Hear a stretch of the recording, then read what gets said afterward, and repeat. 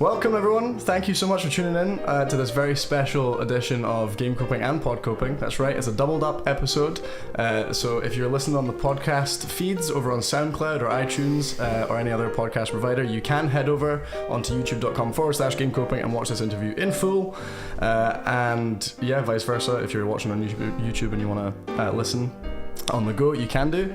But as always, I'm one of your hosts, Duncan Robertson, and today I am joined by the musician, songwriter, comedian, podcaster, lecturer, and author extraordinaire, ladies and gentlemen, the universal drum champion of Cambridge, and the host of the Talk Music podcast, Mr. Scott Cowie.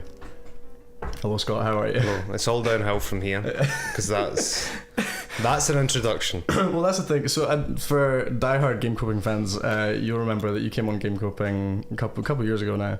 I was hoping this would come up. Yeah. Because I was quite nervous coming on Game Coping. Yeah. Particularly the first time when I heard that. I don't want to say when I didn't have to play a computer game today, because I was worried the first time because I'm out of touch. I'm old.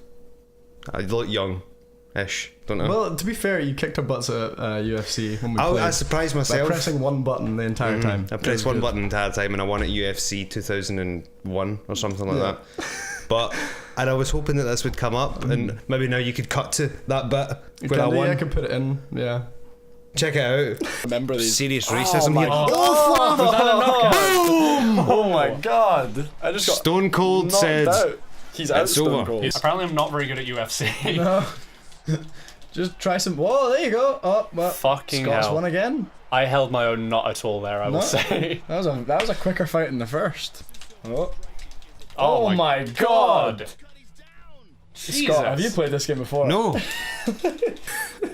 But I remember. Wasn't that good? But when you did come on, I gave you like a very impromptu kind of rambling introduction when you came on. So I wanted to give you one that was a bit more fluid. So needless to say, I practiced that like plenty of times. It's all downhill from here, It like I is. said. But it's great to be back on Game Coping. Yep. This show's cool. It's awesome. And it's growing arms and legs. It is. PodCoping. There's t-shirts now. There There wasn't is. t-shirts the last time. No. I didn't want to be rude and ask for a t-shirt, but Well, you can if you want merchandise, you can head over to shop.spreadshirt.co.uk/Game Coping and buy anything you want. you would think that was planned, but it wasn't. Not at all. There is lots of planned plugging for this interview, but that wasn't one of them. Most of the plugging we're going to be doing is for your new book. I like that. There you go. So your new book called Things You Won't Believe About Music is coming on, do you say April or March? Well, the release date, I suppose if you were to pinpoint a date, it's March 5th, because we're having a launch party at the Blue Arrow in Glasgow, which is going to be great because there's a lot of really cool people in attendance for that event that are going to be performing. There's going to be all sorts happening. That's really cool. So yeah, the new book is out, or it will be out very soon, depending on when exactly this interview goes up. scottcowie.com. You'll be able to find everything there. You can follow me on Instagram at Scowie Music, Scowie Music. Yeah, things you won't believe about music, but please buy it because it's fucking really, really good. Can I swear on this? Yeah, go for it. I swore a lot the last time. Yeah. No, don't worry So about there it. you go. Yeah. But yeah, thanks for checking it out. I know you've read the book and you're enjoying it. But well, you've read a lot of the book and Yeah, I've you're read as currently much as I could enjoying for it. the You've past enjoyed week. what you've read. It only gets better. Yeah, it's available, and buy it. Yeah, but the reason that you're on today is so that we can plug that book, and so I don't know how long this is going to last, but I've prepared plenty of questions for you about the book and also about music in general and about your history in music and all that sort of stuff. So for the next wee while, it's going to be all about you. So I thought for the first kind of wave of questions, we would, to kind of warm us up a little bit. All right, we would do a lightning round. Don't worry, this is probably as intense. Does this put me under pressure? Is this going to make me look stupid? We can edit this out if I look stupid, couldn't we? Totally. Just put somebody else in my place or something. So this is gonna be as intense as the interview gets. Don't worry. Okay, cool. So I've got some questions here, and okay. This might not work because they're quite difficult questions. Okay. If I was asked these, I wouldn't be able to do it in a lightning round situation. But we're gonna try it anyway. All right. So are you ready? I'm trying to mentally prepare myself. Okay. This is to give you This is kind of intimidating. to give you like a hint, this is to get people. I kind of give people a sense of your musical tastes. Okay, So it's that kind of thing. It's not Right. like where were you on like June the 10th? It's just like Okay. yeah. All right. So first question: favorite bands. All right, it's that type of thing. Yeah. I built this up. I was know, getting I've so built it up nervous. as well. I was getting so Don't worry nervous. about it. Right. Okay. Favorite band. Favorite band. Band. Beatles. Okay. Favorite album. Of that band or in general? Just in general.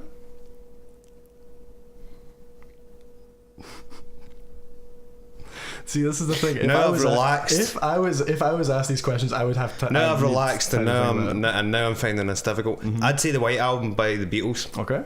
Favorite solo artist. Stevie Wonder. Is he Stevie a Wonder, nice. solo Yeah, artist? Isn't yeah. he? Favorite musical instrument. I know that's a difficult one for you. That's a good question. Yeah. I'm going to take a lot of your. You do this so much better than me. I'm just a journalism student. You've given me the opportunity to. But actually you've practice studied it, and you're a interviews. legit person. This is obvious. I'm a legit person. Thanks. This is obvious that you're good at this, and I'm so not. So I Thank need to you. reevaluate my whole life.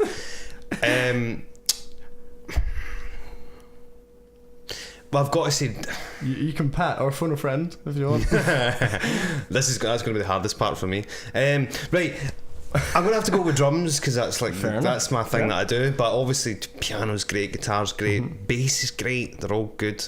I'm not answering this question properly, but we'll go with drums. We'll take drums. Take Take drums as the final answer. All right. Favorite songwriter. See, I said Stevie Wonder earlier. I committed to that. That can work as a songwriter though. I'll change it about. I'm a nightmare, aren't I? Okay, no, Stevie no. Wonder for sort of the songwriting. Artist for right now, what I'm listening to, Prince. Prince. Oh, Okay, aye, nice. aye. Yeah. He's really good. Favorite composer. So kind of similar as songwriter, but At the same time, it's still different, isn't it? and I knew that your answer would be different for both. For Chopin. Chopin, nice. Okay. I'm trying to prove that I'm an Yeah, intellectual. I've written a book and all that. I don't know if I mentioned that. Buy it online. Favorite vocalist of all time.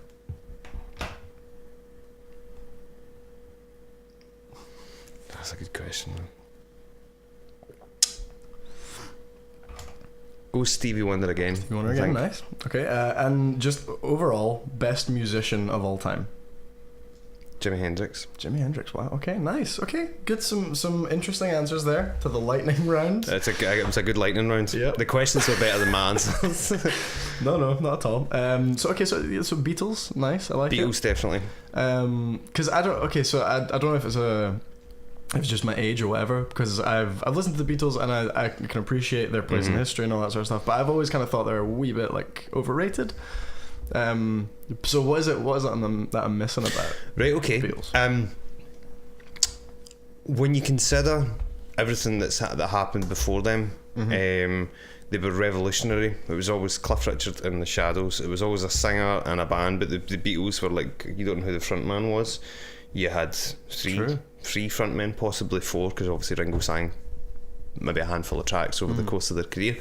But I think that a lot of time before that as well, not only was there was an obvious singer, probably more importantly, there was a songwriting team that wrote for bands and acts and groups and so on, similar to how a lot of boy bands work nowadays. There's a lot of manufacturing going on, without opening that can of worms. So the Beatles decided they would write their own songs. So just the level of musicianship, the level of songwriting, I think was phenomenal, and how much they progressed and changed things, not just from a songwriting standpoint, from a recording standpoint. I don't think anybody has came close to their ability since then. Maybe some of the closest bands would be Queen, Zeppelin, maybe a couple of others, but I think they stand head and shoulders above everybody when you consider, I think I'm right in saying they had an 8-year recording career. Right. So when you look at the amount of work they've done within that period, coupled with touring the world, coupled with the levels of commitments they had above and beyond simply writing songs, I think their work is great. But to answer your question more so than generally when you're asking specifically what you're missing, I think that when you listen to the White Album that I mentioned earlier, songwriting that's tremendous. When you listen to Rubber Soul, when you listen to Revolver, I'll send you some of the tracks that I just think are excellent, are really please do. good. And perhaps Noel Gallagher said it best when he said that when he considers the 100 greatest songs of all time, he says the Beatles have probably written at least 60 of them in his mind. And when you actually break that down, I think there's a case for that. Fair enough. That's what I think. Absolutely fair enough. All right. And some other interesting answers as well, which we'll kind of get back to, I'm sure. But okay, so before we get to the book, I want to talk just again delivering more context for the people who might not know you. We want to talk about your kind of musical history, like what, because obviously music is a huge part of your life.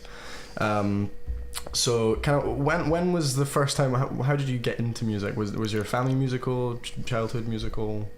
Yes, my dad still plays guitar and plays like dobro, lap steel. Okay. And good musician, good guitar player. And it was actually the Beatles, funnily enough, that I watched the Beatles anthology, which was out in 1995, which I don't know if you know, but it was like a huge documentary that pinpointed the Beatles right from when they started out in the cavern right through to Shea Stadium and so on. So when they started out as a band as teenagers, right through to when they split up and touched a little bit on their solo careers. So when I seen that, I was kind of inspired to watching Ringo Starr play the drums. I thought I'd love to be able to do that, so I decided to start playing drums. Was drums the first instrument that you started playing? I started playing guitar when I was 10, but I was terrible, so I just kind of picked it up and gave it a go and didn't really take it as seriously as I should have. Yeah. But the drums kind of came that wee bit more natural to me, hitting things, you know what I mean? So hitting things was a bit more natural.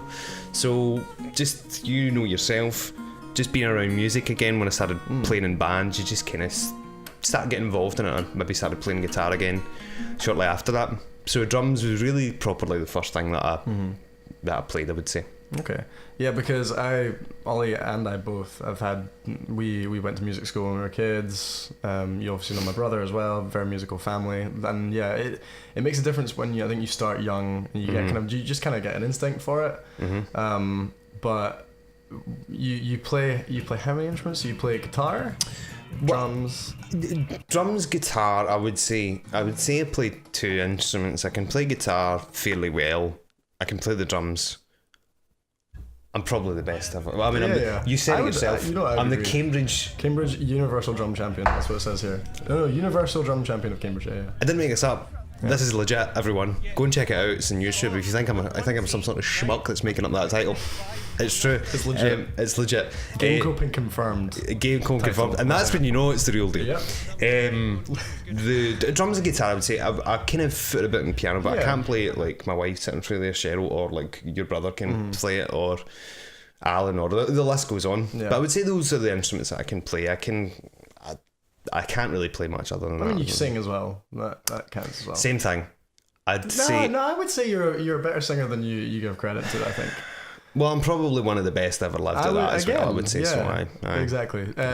Was it ever hard learning those instruments? Because I know from when I was a kid, I was like forced to play violin, and I hated the violin. Right. Because it's one of these instruments that you're either like incredible at violin or you sound like a cat is dying on your shoulder. Like it's really bad or it's really good. And I was definitely the cat dying on the shoulder thing. But that, because I didn't like it, I didn't want to play it, I did't practice it. And I feel like that's a big deal. When you are learning an instrument, you have to want to do it.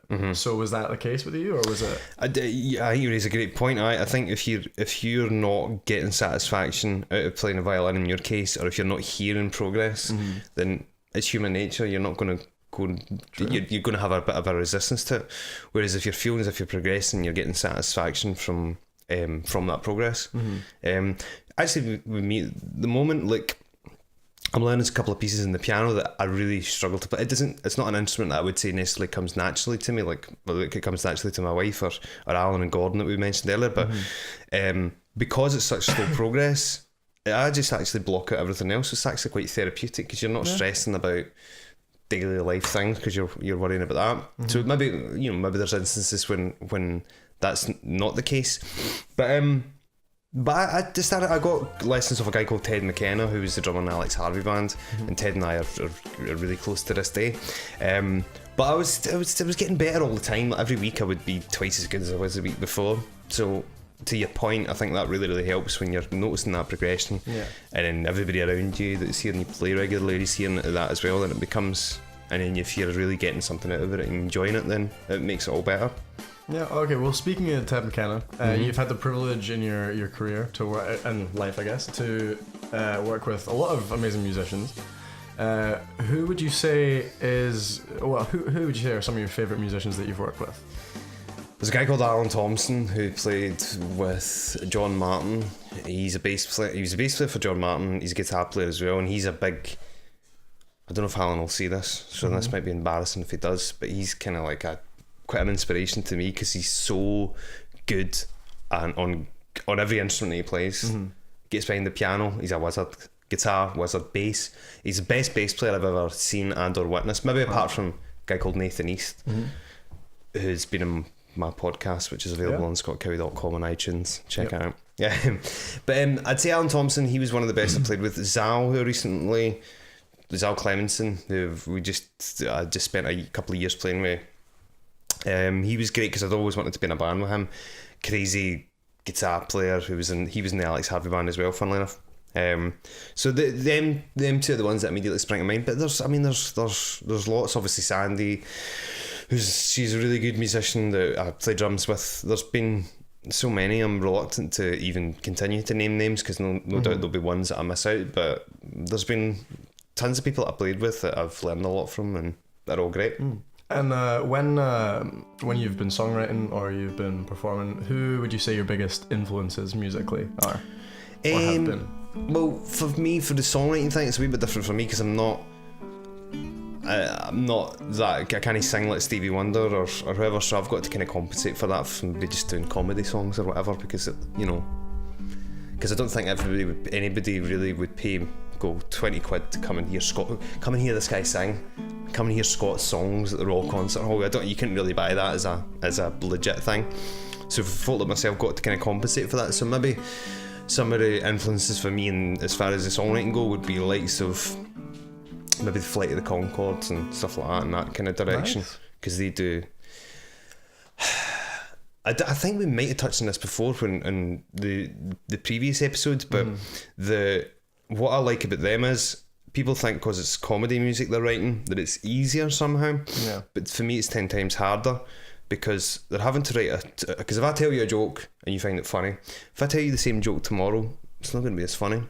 So if you're paying to hear the same joke, as in if you're paying to hear the same song, they've got to twist it and bend it and add new things to it for when Duncan has paid the ticket, because he already is familiar with that song. So you've got to constantly think and reevaluate how you're going to present that song. So that makes their job a lot harder. And you've got to factor in the audience are going to laugh at that bit, so we need 2 or 3 bars after that where there's nothing, and then we've got to factor in this, we've got to factor in that. So it's a lot more complicated. And everybody thinks, it's a comedy song, it's easier. It's there's a lot more to it than I think. Well, that's actually something I was going to ask about later on. More questions, actually, not in terms of like an interview scenario. It was more like when I was thinking of questions, I was like, actually, in terms of like more of a fan point of view, I'm like, when is like the solo album coming, and when is this coming? So we'll get to that later. Okay. But yeah, I think we'll talk about the book now. What we're actually of here course. For. So this is, if I'm right in saying, your second book. You wrote a book before. I wrote. I don't know why that's funny. I just thought nobody will buy me as an author. I wrote a crime fiction before called Always a Risk Taker, which is about this guy. He was a character based on right.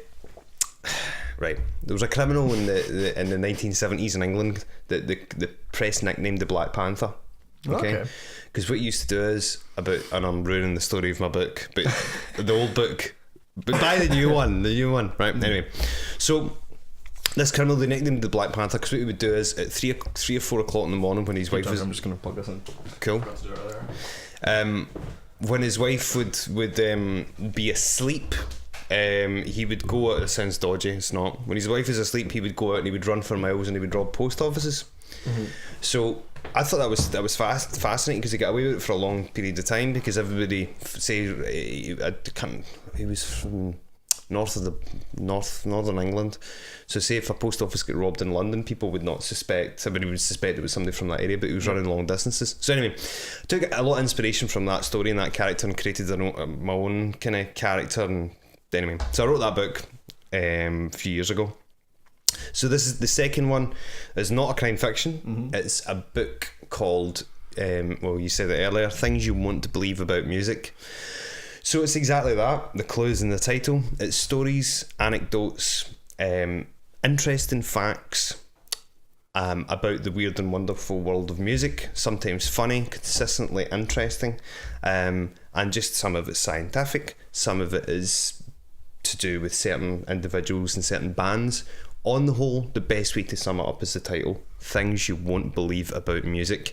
And it is stuff, when you look at the title of the chapters, and hopefully you'll agree because you've read it, the title of the chapters, some of them are so outrageous and so preposterous that no doubt, fingers crossed, touch wood, that people will read it and go, right, this can't possibly be true. But each and every time, every single time, they are true. And it goes into great detail in the book. Things you won't believe about music. Yeah, no, you sum it up really well. Especially the consistently interesting. That's because I think that's one of the things I really like about the book. I was saying to you earlier is that each chapter title, as ridiculous as it might seem, it creates intrigue and interest for the chapter, and then you write very, just honestly and not in too much depth either, which I think is really important, because it's accessible. It's not like I hate when I'm reading a book and I am like I'm halfway through a chapter and I go, God's sake, when is this chapter in? And then I look and it's like another 20 pages away. Whereas your chapters are nice, they're succinct, they're to the point, but they're also funny, and as you say, interesting, because each one you're like, from reading. I think I read like 7 chapters in a row at some point yesterday, and it was just consistently things I didn't know about music, and yeah, so it's definitely a great book. Definitely check it out. But what's it been like to write the book? Well, I started off I think it was the first chapter I wrote was the one that's the one that's in order of the book. So the first one is on Pythagoras, because a lot of people don't know the level of impact that he had in the development of music, particularly when it came to music instrumentation. So I was actually surprised, and this was a consistent thing throughout the book when I was talking to my musician friends they've made a living out of music for years and years. They're all extremely knowledgeable about music. Even I was taken aback by, because it's human nature, when you figure out something that you don't know, you think, should I have known that? Then you tell your friend and they don't know it, and then you tell your other friend who you think they must know that. Maybe you speak to so-and-so about that because they must have an idea about it. But a lot of the things in the book, none of my friends knew anything about, which is part of the reason why I wanted to kind of felt that somebody should document this, Why shouldn't it be me? I'm an author anyway, and not only that, I'm the Cambridge drum champion. Thank you. Universal drum champion. I didn't want to bring it up again, but thank you. So I just thought, right, well, somebody should document it. And I was also surprised to learn that there wasn't a lot of books, there wasn't any books like this. You would think there would be a book on random music facts or random anecdotes that were quite humorous and all the rest of it. Yeah. But I think we've stumbled across a gap in the market there. But writing the book, it was really, really enjoyable. It was a slow process in the previous one that I'd written. Again, a great new learning experience because it was so research intensive. Naturally, it took a longer time because when you're presenting a book of facts and anecdotes, you got to make sure that you're getting your information correct. So it took a while to really dig deep into the different sources and ensure that it was all accurate. Yeah. Okay. Well, that was another question I wanted to ask was how much of the book did you know from the start? Did you sit down and go, okay, yeah, I know this random fact about music and I want to write about it, or was it I need to research more? A mixture of both. The Pythagoras stuff, as we mentioned that because it was the first chapter, I'd kind of had a wee bit of an understanding about. Some of it I'd read from a book years ago and I wanted to look into it. Some I already knew, like the random stuff like Katie Tunstall once performed in front of a man and a dog. I knew that because she told me. in an interview. So that was just in my mind, given that I've been fortunate enough to do over 100 podcasts interviewing folk myself. Some of that played into it. I just remembered random things that I found interesting, as we all do. So some of that went in. So I'd say it was a mixed bag overall. All right, so you, in the introduction, compare your writing to greats like Shakespeare and Dickens, and say that you're actually better than them. Similar to your drumming championship title. So at least that drumming thing was given to me. But in this case, I did say that I was better than Shakespeare and Dickens. But to be fair, you also said about your illustrator as well, is that he makes I think the quote is, makes Van Gogh look like a monkey with a paint palette, which again, very much enjoyed. Very much enjoyed the introduction. The rest of the book is fact. You know what I mean? But the introduction, I might. Well, how about you find out for yourself if his writing is better? I like that. By buying the book. But is there anyone who influenced your writing in terms of those greats like Shakespeare? I like that Dickens? link. I like that link there. To be honest, no, I can't think of anything. Not for this book. For the previous one, Catcher in the Rye, that type of first narrative thing. Obviously, J.D. Salinger for the first book that I'd written, but with this one, there wasn't really a style. I just thought I'd make it kind of, the stuff that's funny was just wanted to ensure that, and I said this in an interview recently, that with the illustrations that Martin Kelly brought to the table, and I'm going to just say I'm sitting taking all the credit for the book here, the illustrations that Martin brought to the table are outstanding, and I think that was really important with the book. I think that, and I'm not necessarily answered the question here, but as far as overall feel, I didn't want it to be, to your point earlier, too heavy on theory to the point where people would be put off, especially when I wanted to appeal to not only musicians like yourself, but to people that are just maybe have an interest in music, that don't necessarily play an instrument.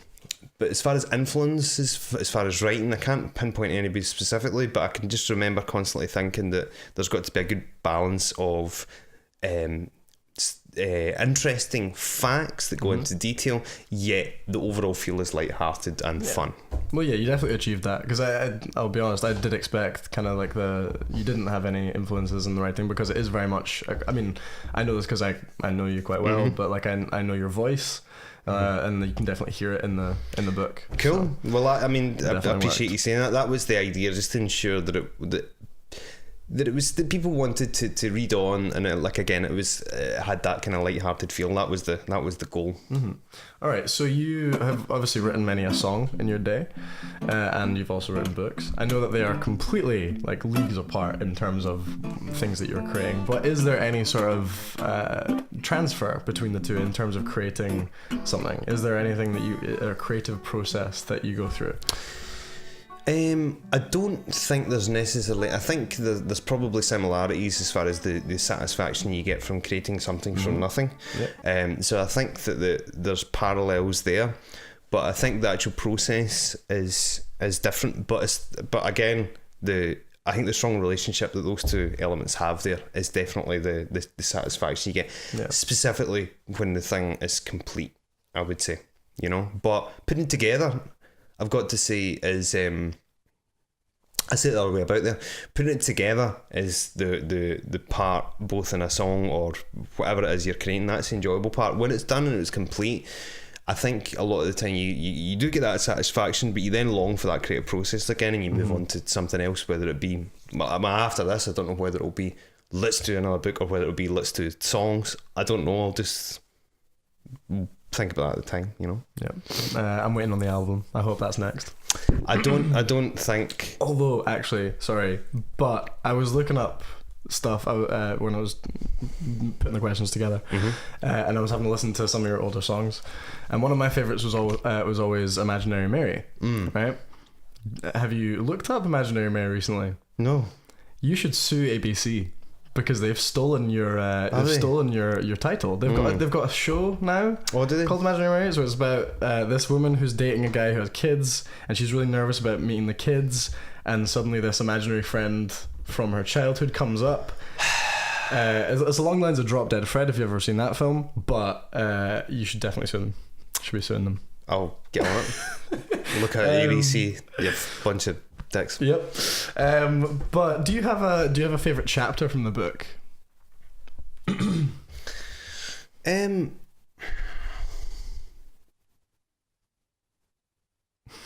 To be honest, they're all great. They are. And if you don't believe me, you should buy Buy it. the book. Things you won't believe about music available online. No, I don't think I do. I can't pinpoint one at the moment. Because to me, there's a few that are just really, really interesting. They're really, really interesting. And if I had to speak about them specifically in too much detail, it'll obviously give the game away ever so slightly. But there's maybe, well, I tell you what, right? Well, I'll meet you halfway, right? The one that I still found absolutely mind-boggling is the chapter titled "The Planets Sing in Harmony." Yeah, I haven't got to that one yet, and I'm interested. That one and the is it Jesus joins a punk band? Yes. Those are the ones I'm waiting for. I'm Okay. like, I can't wait to get to these to see how you've done this. Well, I'll talk a little bit on the planets one. All the planets sing in harmony. There was a book written by in 1619, okay, called Harmonies Mundi, which stated that all the planets sing in harmony, and everybody thought that this book was just nuts at the time. It seems crazy to suggest that all the planets sing in harmony. It seems absolutely mind-boggling, but when you break it down, it's not really. When you leave here today and you drive your car, and when you get on the motorway and there'll be a car next to you either side, every object on Earth, every vibrating object on Earth is making a sound. So therefore, when you get behind the piano, as you know, you can figure out what note that vibrating object is making. So your car engine's the same. So your car and the car next to you will be doing two different notes. So that's not crazy to think that. So all the planets are massive rotating objects as well. So they are objects emitting energy, therefore emitting sound. So all of them are doing different notes. He just had the ability to suss out what notes that they're making. I'll go into detail about the calculations and stuff like that, so I won't kind of bog us down just now. No spoilers. So it touches on the fact that despite the fact that book was written in 1619, NASA, with the technology that they have available to them just now, I've pinpointed that all the calculations in that book at the time were accurate. And if you think that's interesting, you should read more detail, the chapter in my book, Things You Won't Believe About Music. Yep. Okay, so how can people get hold of the book? It's available online. It's available on Amazon. Just go to scottcowie.com. Follow me on Instagram at @scowiemusic, and it will be an idiot's guide to find the book, because I will plaster it everywhere imaginable. Yeah, definitely pick it up. We'll plug it every time we do a podcast. Awesome. For sure. But I want to, speaking of the podcast, I want to talk to you a bit about your podcast, because I'm a long-term fan of the Talk Music podcast. So first question is, what actually made you want to do a podcast in the first place?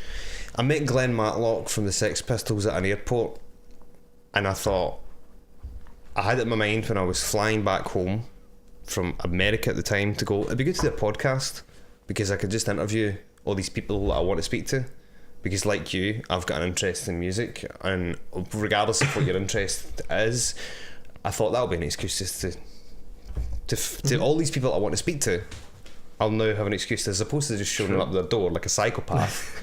I'll just show up to their door with a microphone. Yeah, that works. And somehow it will be normal. Is that how you? Okay, I'm presuming you emailed people that you wanted on the show. That's my question, is how did you manage to get such amazing guests on the show? I got lucky because I seen him at the airport outside W. Smith's, and I walked over and says, "Hi Glenn, my name's Scott, Talk Music Podcast. Do you want to come on the next episode?" There was no episodes before that. Amazing. But it was still the next episode. And he went, he looked at me and went, "What's the podcast?" I went, "Talk Music Podcast. It's talk." Did you come up with that name on the spot? I kind of was thinking about it in the plane. This is a good But name. I just thought, because I seen him and I just thought, right, this is meant to be. So I walked over to Glenn Matlock from the Sex Pistols and I said, do you want to be my guest? And then he looked at me really weird, and then he wrote his mobile down on a bit of paper. He handed me, he went, call me after Christmas, and I called him on Boxing Day, whatever year that was, and I said, do you want to do the interview? And he says, yeah, when? I said, when? Tomorrow. And I interviewed him on that mic that you've got, because we're in my house and Duncan's happens to have my mic. Thank you for having me in your home, by the way. No problem, it's a cool home, innit? It is, it's lovely. It's really, really nice. So when you get Glenn Matlock on from the Sex Pistols as your first guest, you've got a bit of leeway to go, hey, this is the podcast. Yeah. And so everybody else just went, who the hell is this guy? Who the hell is this podcast? We need to get on this thing. So the guest I had the following week was Hugh Morgan for the Fun Loving Criminals. The one after that was Sandy Tom, who I played the drums with, so that was easy enough to kind of get her on, because she's a friend of mine. It's all good. And then it just built up and built up and built up from there. So yeah. Yeah. There you go. Well, you've had some amazing guests on there. You've had Newton Faulkner. You've had Kyle Gass from Tenacious D. I'm trying to think of just like my favorite episodes of my favorite guests. You've had tons and tons of great guests. Who were your favorite ones to interview?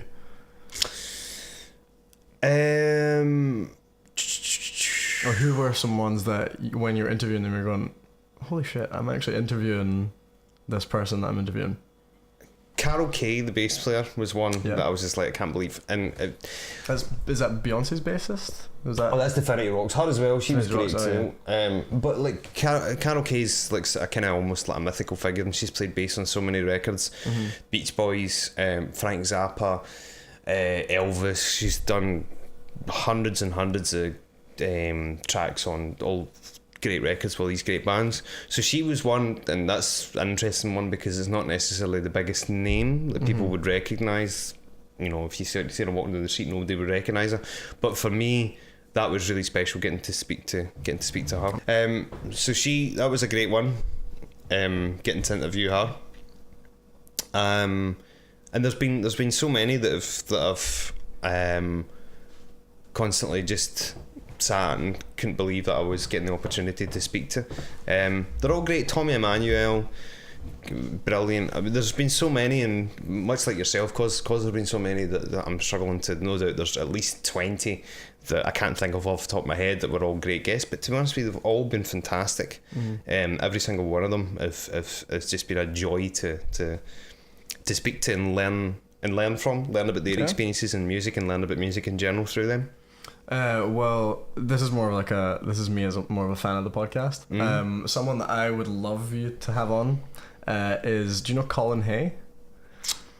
No, I don't think I do. Do you know Men at Work, the band from the name. 90s? Yeah. So they're the people who wrote Land Down Under and okay, that right, kind of stuff. yeah. So the guy from that is now a solo artist. He's like a Scottish Australian singer-songwriter, and I'm a huge fan of him. But I think he'd be like a perfect guest for your podcast. Okay. So that's my request. Obviously, you know, it's your podcast. Do what you want. But like that's a great suggestion. That would be really cool if you could do that. When's the next episode of the podcast? You'll have to stay tuned and see. Fair enough. That's all I'm saying. Yep. Have you got any dream guests of your own for the future? Well, this isn't going to happen because unfortunately he's no longer with us, but I was thinking about this the other day, that Prince would have been the ultimate guest because I've watched some of his interviews and he is a fascinating guy. Yeah, for sure. And he's somebody that, again, I like people that are just really, really, really good on lots of different instruments. Yeah. And I think he policed quite a bit of the content that went out. I don't think he was too, from what I understand, he wasn't too keen on so much of his material just finding its way to YouTube and being uploaded and all the rest of it. But since he's passing, naturally a lot more is, from what I understand anyway, a lot more's appeared online. I've interviewed a couple of people that have been in his band, Rhonda Smith, the bass player, who I'd love to speak with again, and that was amazing. She had a great insight and she's a phenomenal musician herself. But for me, he might have been the ultimate guest because, I mean, you could sit and interview him every day for a year and you wouldn't scratch the surface as to how much he knows And about. you probably wouldn't hear the same thing, I would imagine. He's one of these people who probably has so much to say. He's a great brain. He's a fascinating guy. He would have been one. Paul McCartney, probably another. There's just so many. There's just so many. Well, I look forward to hearing whoever is next on the show. That's all I'm saying. But you have many different hats, and podcaster is one, drum champion at Cambridge is another, and Scott the Performer is also another one. And so I'm a big fan. I've said before when you were on Game Coping previously, said that you were, I think, one of my favourite musical comedians. Thanks a lot.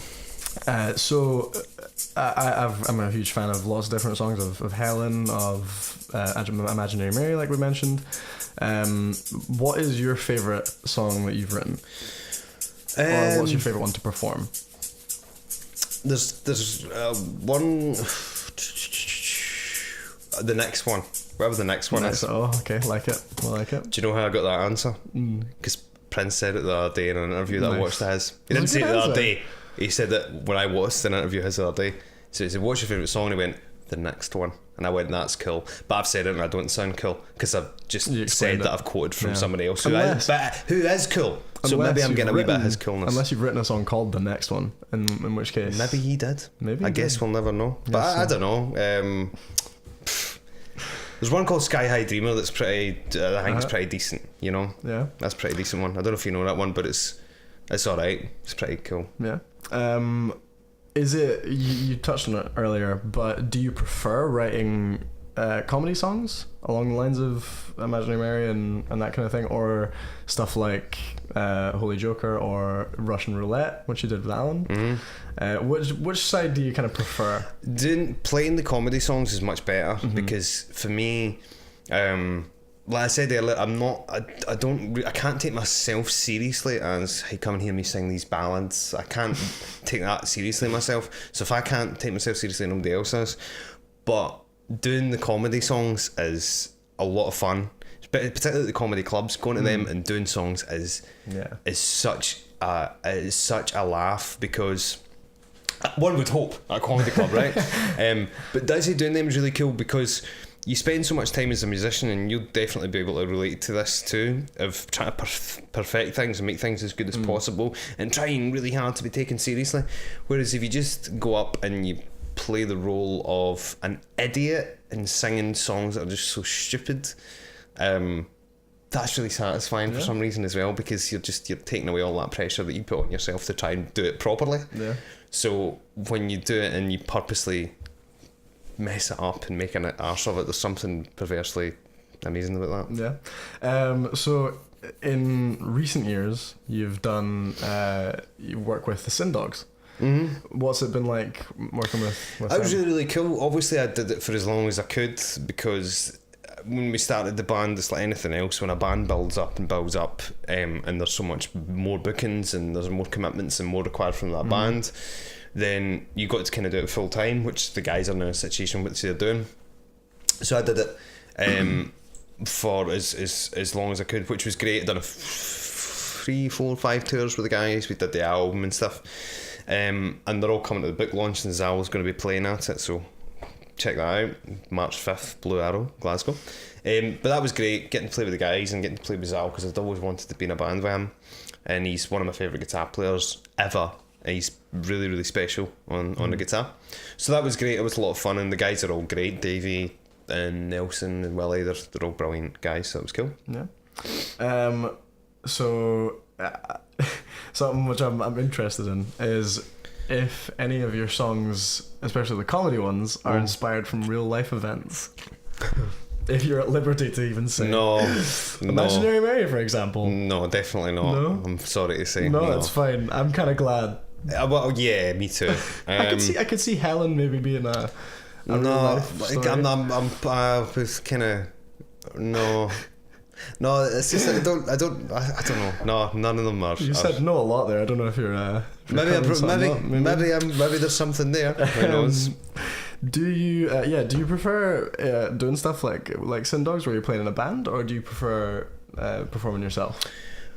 Both are good. Like I'm more comfortable playing the drums because I do. That's the instrument that I've played the longest and all the rest of it. So I'm more comfortable playing that. So either's good, but playing drums probably. That's the best thing to do. All right, and And I'm sure everybody else would agree. You know.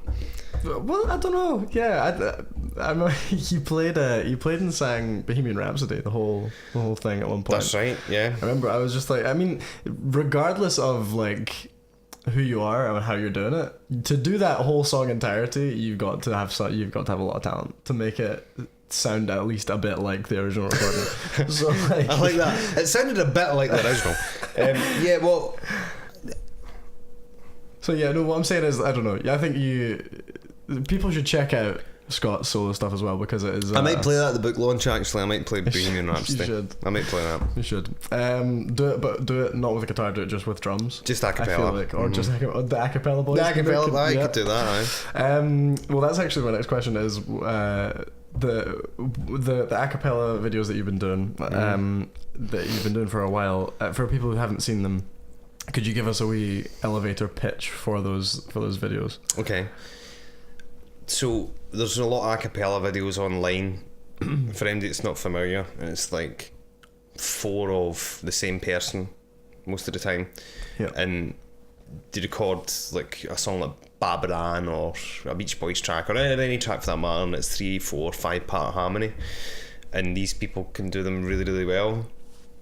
I don't have the capability to do it properly, so I just do it my own version of it. You do. Well, my take on it is it's actually kind of a silent commentary on working with other musicians. That's right. Oh right, aye. Because I see what you mean. It's oddly real. Like if you've ever worked with other people on like music projects or something, there's always like the guy in the bottom right. There's always someone who is like that, who thinks they're the shit, but who actually is screwing everything up for everyone constantly. He does it a lot. And then equally, there's the guy in the top left who just gets on with it and just is there to enjoy himself. And then there's the guy in the top right who is just mouthy and does not take any shit.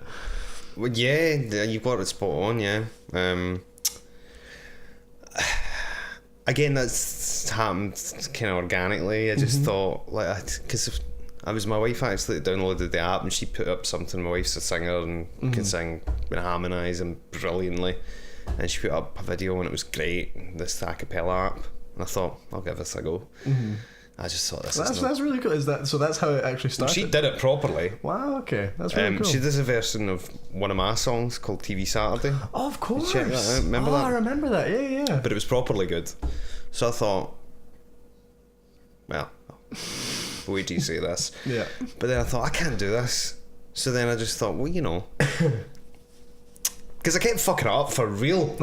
And I just thought, well, you know, why not just, if you're going to do something wrong, do it right. I think it is such a clever idea because no one else would even risk doing like the outtake version of it, whereas it's just so unexpected because you're always like, you see these really polished, really perfect versions of all these videos, and it's just like, you know that this has taken you a long time, so it's so much better to take the piss out of it. Do you know what the thing is, right? I'll put up something that's like something like a drum solo or something that's taken me a lifetime to try and get to a good standard of playing something, and then you put your life and heart and soul into it, and then it'll get like 30 likes. And I'll put up that, and then it will get hundreds of likes, and people will go, you should do more of this. And I'm going, but it's cool though. I'm not kind of being bitter and having a go, but I'm just, I think there's a satisfaction out of that we all get out of kind of going, oh, that's maybe we don't want to see somebody do something brilliant, you know? Yeah, I think you said that last time, and I still agree with it. Is that you constantly see people try and do stuff well, and it's just, you know. Well, if I were to put it up and it would be brilliant, but 4-part harmony, and it was just so good to hear. I don't know if I like a cappella videos anyway. Do you know what I mean? Apart from my wife's brilliant version of one song, let me just backtrack the other thing. But like, to me, I don't know if I like that thing anyway. Like, it's just a wee bit too, I don't know what it is, but it's just quite self-indulgent. It's self-indulgent. It's odd, and I'm not taking. I'd always take it some serious men at Andy that could do it properly, because I can't do it properly, clearly. But for me, my a cappella videos, that's the worst vocal group in the world. But to me, in a weird sort of way, they're also the best. Oh yeah. Do you know what I mean? Well, they're entertaining. Well, And that's what part would of you it, rather right? see? Exactly. You know what I mean? What would you rather see? Yeah, but definitely, if you haven't seen Scott's a cappella boys, go on to I think it's on Instagram and Instagram. Or we can cut to them right now. We can. I could probably put one in. Yeah. I really can't stay. Baby, it's cold outside. I've got to go away. Oh, it's cold outside. This evening has been so very nice. Your hands are freezing, really low temperature.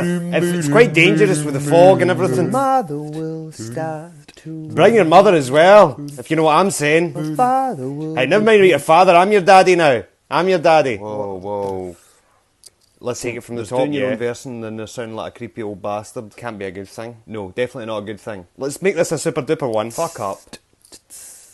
I really can't stay. Baby, it's cold outside. I've got to go away. It's cold outside, but come in, this is a safe environment. We've got Only Fools and Horses and video as well. We can sit and watch that. And you know, it'll be a good one. I've got turkey and leftover. Okay, so what would your advice be for any up and coming musicians? Run.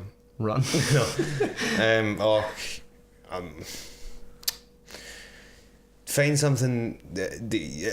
Just for anybody, find something you like and figure out a way of making a living out of it. You know. Nice.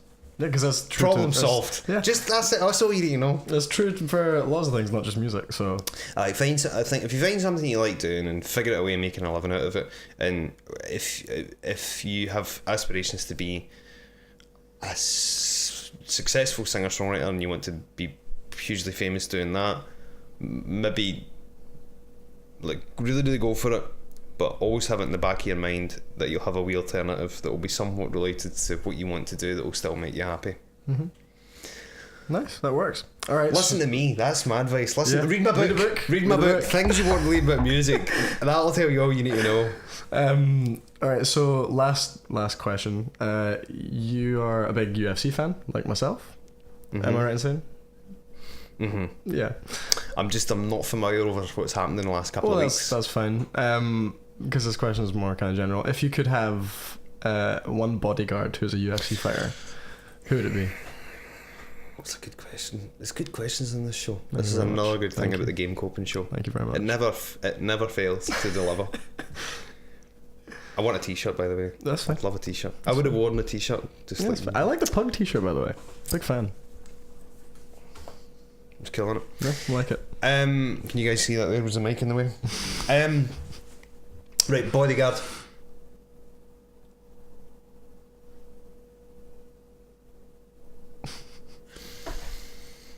Brock Lesnar. Fair. Well, he's in the UFC. If not him, John Jones was who I was thinking there, but he's obviously got his issues. So I don't know how I feel about John Jones. No, I would never say this. Does he watch Game Coping? I don't know. Right. Okay. I don't know. There's no way to. I'll not say him just in case he is a subscriber. Yeah, just in case. What about you?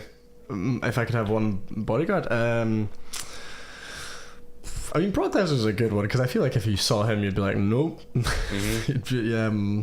But also, I don't know, someone with bravado. You know, you want someone, or just someone who's huge. Mm-hmm. There's a middleweight called Yoel Romero, who is probably the most ripped individual I've ever seen in my life. He's completely jacked, and but he would have to be topless the whole time because you need to see how huge he is. Yeah, probably go for Yoel Romero. On UFC, I want to see Colby Covington fight. Are you a Colby Covington fan?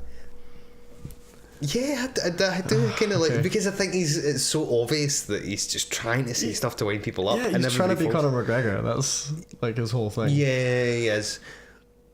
He doesn't do as well as Conor McGregor, no. but he says stuff. It's so obvious that he's saying it to try and wind people up. Yeah, but I do find him really entertaining, and he's good.